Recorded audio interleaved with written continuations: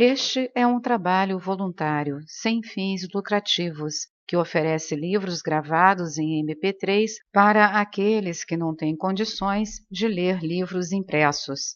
Para ouvir este e outros livros gratuitamente na íntegra, acesse nosso canal e leia as instruções na aba Sobre.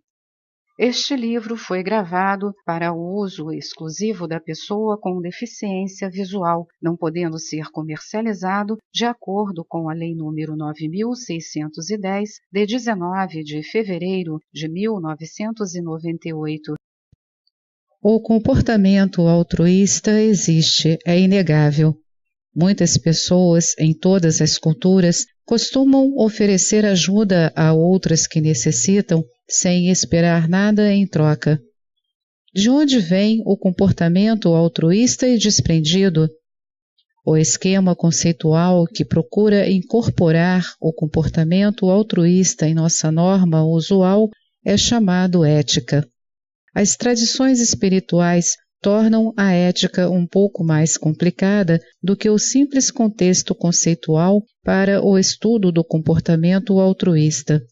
Na maioria das tradições espirituais, por exemplo, a ética trata da discriminação entre bem e mal. Nós, humanos, temos uma função discriminativa chamada consciência. Sofremos crises de consciência se deixamos de escolher o bem. Assim, é a simples declaração da ética espiritual segundo Swami Shivananda, do hinduísmo.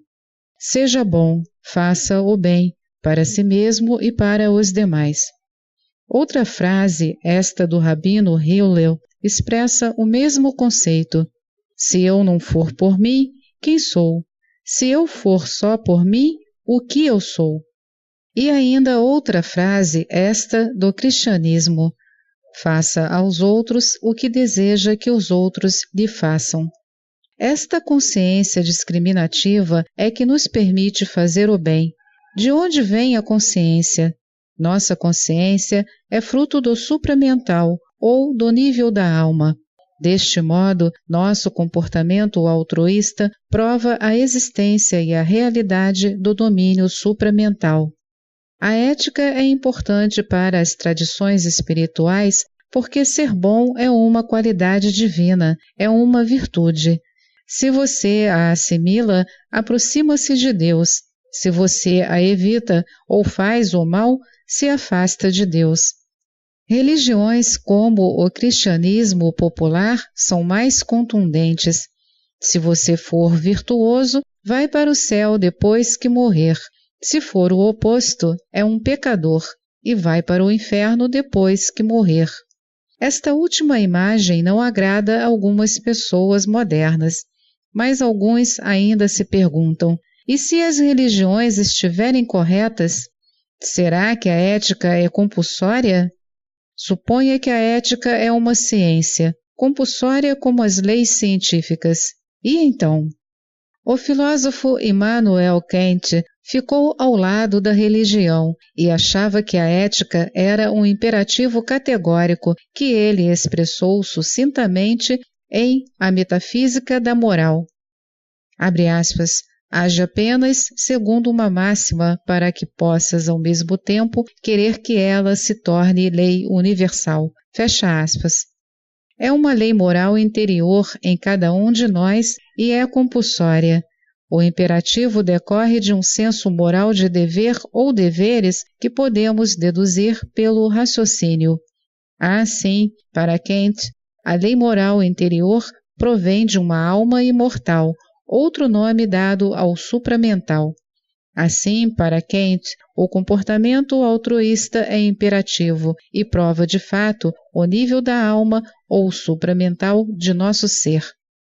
Mas a ética ou a lei moral interior, se for este o caso, não pode ser compulsória no mesmo sentido causa-efeito da ciência. Se você tentar violar a lei da gravidade e voar, você irá cair.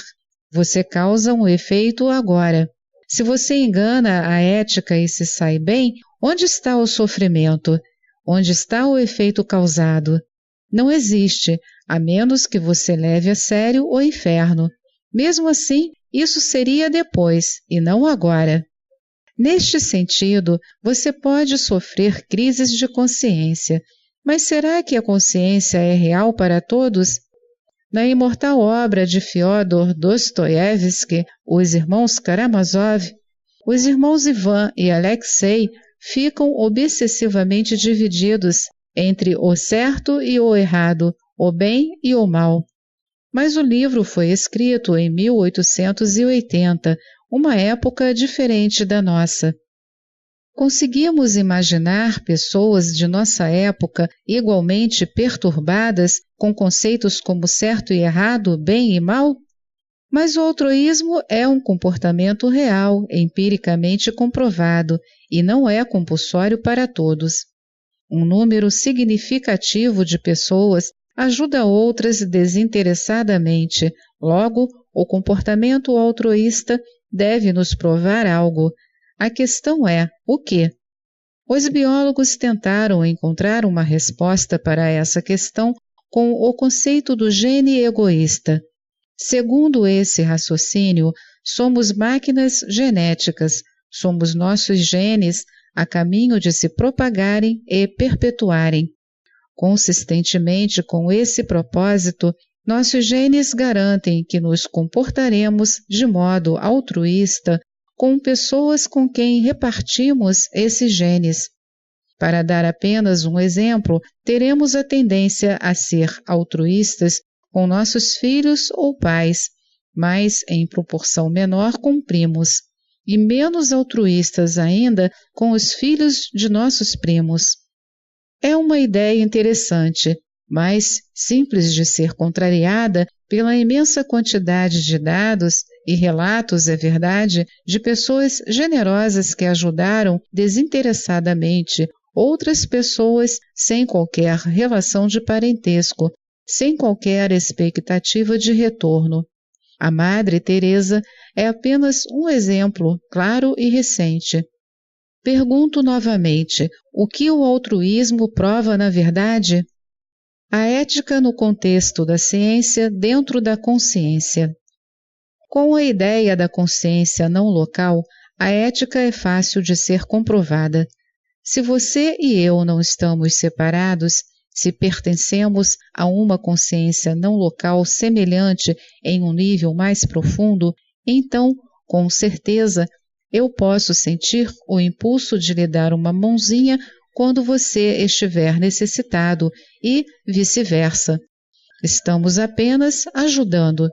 O comportamento altruísta ou qualquer comportamento ético resulta do anseio de nosso arquétipo do self não local, ou melhor, sua representação mental, que pode ser chamada consciência.